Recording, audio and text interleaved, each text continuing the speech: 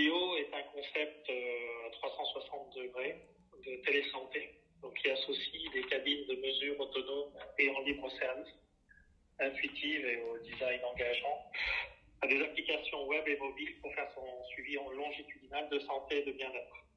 Donc en fait, on a deux produits.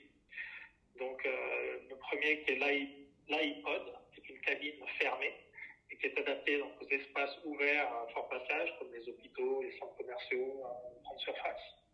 Et un nouveau produit qui est le Health Lounge, qui est en fait une cabine ouverte et qui est adaptée aux espaces privés et qui permet l'intervention, l'assistance d'une personne tierce, notamment pour aider les personnes à mobilité réduite. Et ça, on va trouver ce genre de produit plutôt dans les centres médicaux ou dans les maisons de retraite. D'accord, très bien. Eh ben, donc vous avez déjà installé ce genre de solution chez des particuliers ou dans des entreprises peut-être ou dans des collectivités? Alors, on a installé donc l'iPod, donc c'est la cabine fermée. Oui. Donc, qui est donc là on sort en fait la deuxième version de l'iPod qu'on livre la semaine prochaine à Bayer et aux autorités de santé de Dubaï. Aujourd'hui, voilà, travailler avec Bayer et les autorités de santé aux Émirats Arabes Unis. On travaille également avec l'université de Nice et le village Baïsia de Provence, de PACA. Il y aura une machine qui sera installée au village Baïsia, Oui. à Sophia Antipolis, et normalement une autre à l'université de Nice. Vous et votre équipe et donc le projet, vous vous considérez plutôt comme un provençaux, français, européen ou sans limite? Qu'est-ce qui vous définirait le mieux comme type de projet innovant? Notre projet innovant est plutôt sans limite, puisqu'en fait on a démarré le projet tout de suite à l'international, notamment donc, au Moyen-Orient, et qu'aujourd'hui en termes de développement commercial, on a essentiellement des vues sur des marchés extérieurs, certains marchés européens, mais plutôt des marchés du grand export. D'accord. Ça va de l'Amérique latine à l'Afrique et à l'Asie. Le territoire, est-ce qu'il fait quand même partie de vos priorités pour vous et vos collaborateurs dans le sourcing, par exemple, ou pas vraiment? Oui, tout à fait. C'est pour ça qu'on a rapatrié l'entreprise en France en 2018 et s'est installé donc à Nice.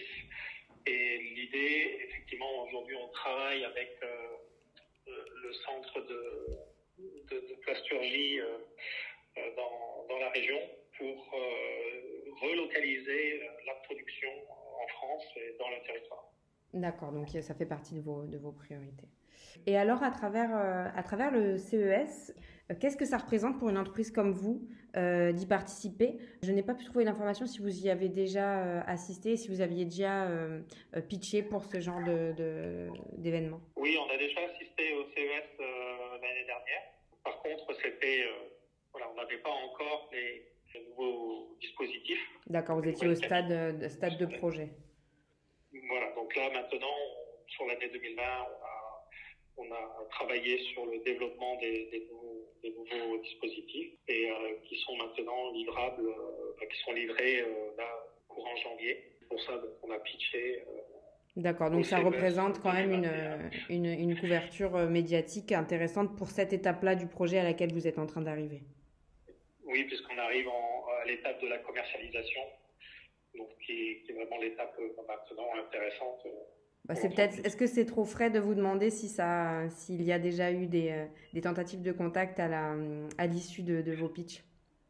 Alors, j'ai fini de pitcher, il devait être 18h15. D'accord. On a déjà eu un contact. D'accord, en effet, donc c'est plutôt efficace. L'effet CES, c'est intéressant. Tout à fait. Bon, après, pour l'instant, pas eu le temps de le traiter. Contact, donc je peux pas vous dire, je ne l'ai pas qualifié, mais voilà, on m'a dit qu'on avait déjà été contacté par une entreprise. C'est de bon augure, donc je suppose quand même. À travers donc quand même donc cette deuxième expérience, si je comprends bien, au CES, quelle impression ça vous donne sur l'écosystème entrepreneurial de la région particulièrement? Je dirais que l'expérience CES n'a pas permis en fait de donner cette impression du territoire, parce qu'en fait, les pitchs étaient tout territoire confondu par domaine d'activité.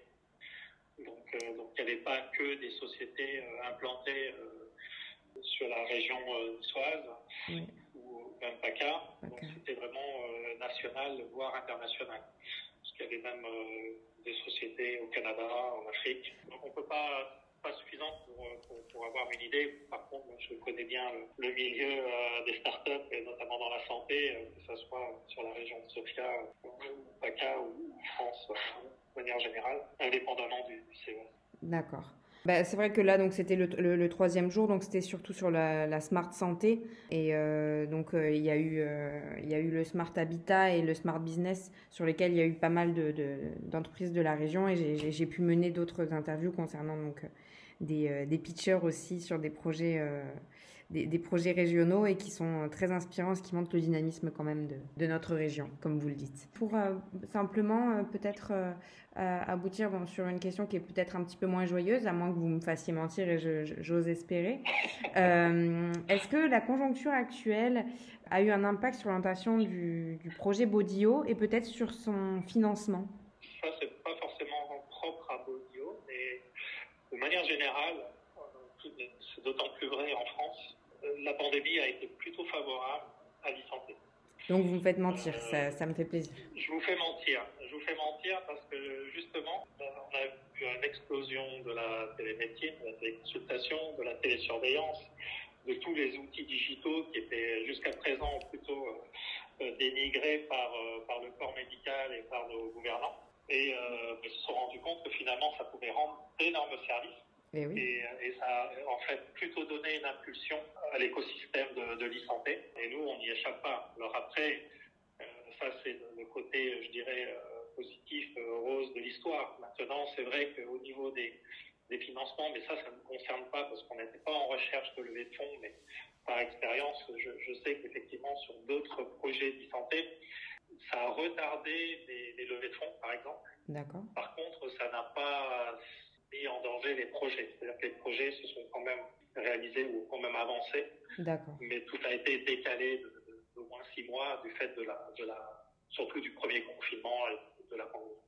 D'accord, donc si jamais on devait quand même résumer notre échange, parce qu'on parle d'innovation, on parle de santé, et on parle donc oui, dans un contexte qui est quand même particulier, même le CES, c'était la première fois qu'il avait lieu de cette manière-là.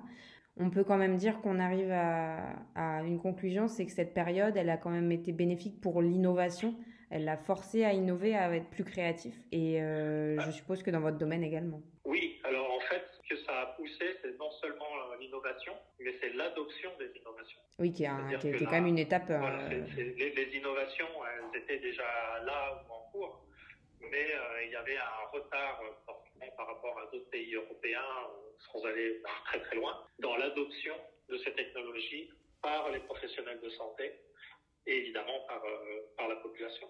D'accord. Eh ben, je trouve que c'est une excellente note de dire que donc il ne suffit pas d'innover, mais également de rendre entre guillemets plus courant l'adoption de ces innovations. Tout à fait. En France, on a quelques corporatismes qui sont parfois un peu réticents à l'adoption de ces innovations. Là, ils ont été un petit peu obligés. Mais bon, là, ça les a un peu bousculés. Eh ben, on espère que ça. Nos gouvernants,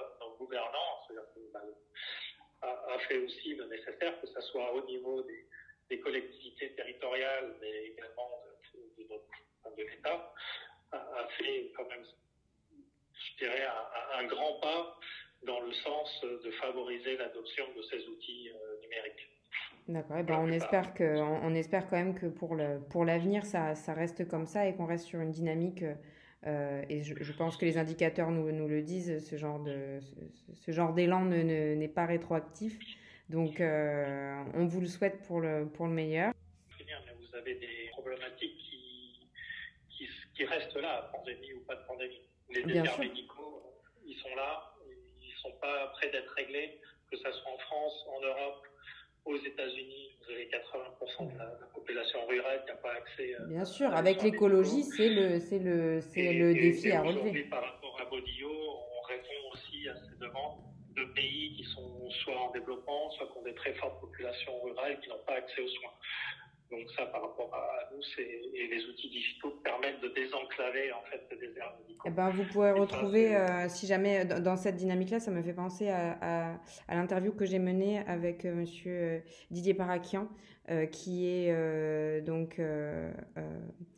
président de l'international auprès de la métropole, notamment ex-Marseille, et qui a émis donc dans notre entretien que la priorité, une des priorités et un des axes de développement fort de la métropole était centré sur l'Europe, mais beaucoup vers l'Afrique, qui est le continent 2021, et qui allait avoir des forces de financement qui allaient être mis en place, car lui-même le dit, on est au balcon de l'Afrique et on se doit d'être proactif envers eux. Donc dans le terme de la santé, je pense qu'on est au croisement. Donc, je vois des synergies qui se créent.